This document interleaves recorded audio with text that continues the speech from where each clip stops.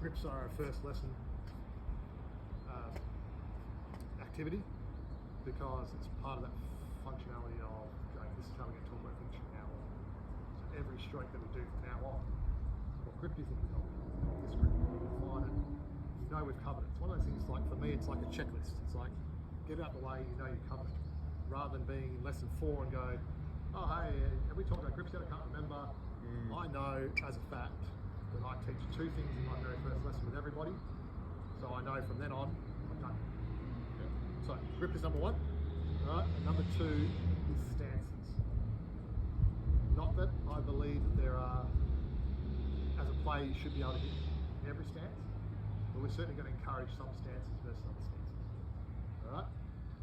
So this is how I teach stances. So if I was teaching a right-hander, which the majority of you guys are going to do, right, I get them to stand on the service line and put their right toe on the intersection of the centre line. All right?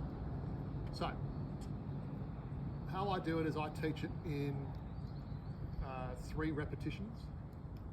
So we're going to hit 3 open stance forehands. So this is open stance, and I throw them 3 forehands to hit open stance.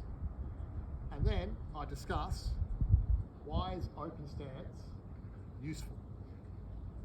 All right? And we're going to talk about things like rotation. All right? We're going to talk about things about movement back to the middle, recovery. All right? The advantages of open stance. All right? Second stance, move your left foot in front of the line.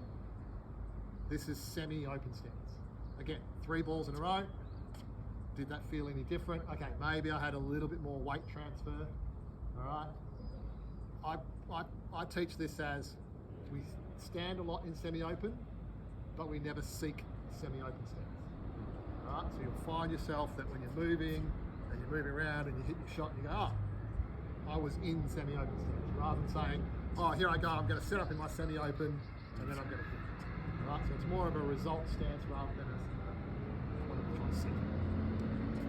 Then I'll turn them so that their feet are both on the centre line and hit 3 shots from there. This is neutral stance. All right, and as a collective, I want us using that term. There are other coaches who call that closed stance. We want to call it neutral stance. All right.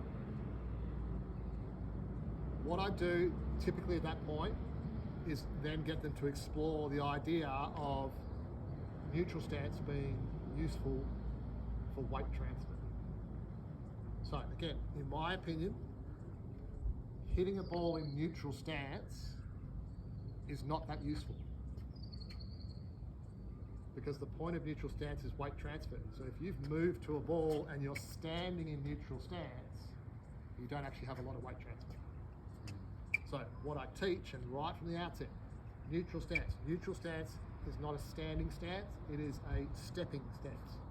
So now let's try starting in open stance and stepping into neutral stance and hitting. And I want them to feel right from the start, this is what the stance is. This is open, neutral, we step and hit. Am I into stepping and hitting? Absolutely. So I'm not against neutral stance, I'm just against standing in neutral stance. All right? So I don't like seeing people run to the ball, stop, and hit. I want to see them run to the ball, step, and hit. Right? So neutral stance is a stepping and a weight transfer stance, because that's the point of it. Right? It should feel different from open, which is a rotational stance. Neutral is a weight transfer stance. So we've gone through open, semi-open, neutral, and the final stance is closed. But a closed stance is when your foot goes past the line in this instance, but in reality past your other foot. All right, so then I'll get them to hit 3 closed stance, and normally I do get them to step straight away. So step into closed stance and hit, and they should be able to feel the restriction of rotation. All right, and then we'll discuss, how did that feel? Did this feel good for forehand? Did this feel good for forehand? Did this feel good? Did this feel good? For most people, they shouldn't like closed stance. So we encourage forehand to be open, semi-open, or neutral. Try not to hit closed. All right? And then all we do is flip it over, and we do the same thing on the back end. Now we can go through this way quicker because we've already explained it on the other side. All right? So then we have open stance backhand, semi-open stance backhand, stepping into neutral, so we don't even have to do the over there, and then stepping across into closed. And then we want to have the discussion of why does closed stance backhand feel good, where closed stance forehand didn't feel good.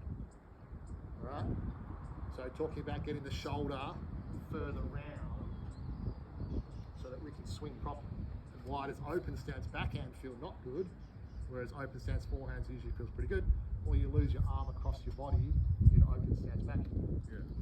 So right from the start, we're trying to clarify.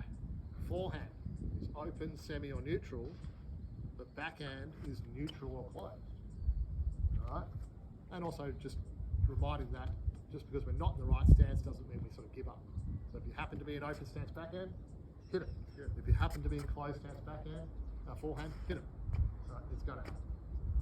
But in my very first lesson, I'm going to teach grips and I'm going to teach stances.